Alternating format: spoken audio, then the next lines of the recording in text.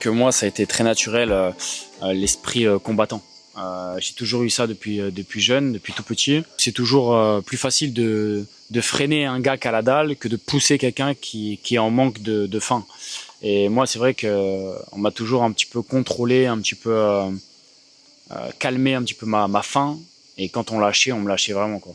Et j'ai toujours eu ce truc-là. Moi, j'ai pas de souvenir de comment c'est venu ou est-ce que c'est venu quand. J'ai vraiment toujours connu ça.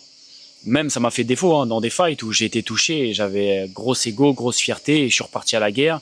Je me refais toucher juste derrière alors que j'aurais été un peu plus malin, un peu intelligent ou avec un moins d'ego, moins de fierté, bah j'aurais tourné le temps que ça revienne et puis après on y retourne. Et juste le fait de ça, donc je sais que c'est inné, que c'est vraiment en moi. Maintenant je le contrôle beaucoup mieux, j'ai beaucoup plus d'expérience et de maturité. J'ai 117 combats donc forcément au bout d'un moment tu sais.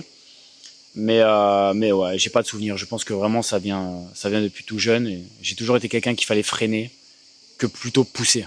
Donc tout ce qui est le domaine de la boxe, les combats, les entraînements, les shows, le public, tout ça, ça a toujours été naturel chez moi. Se faire toucher la personne.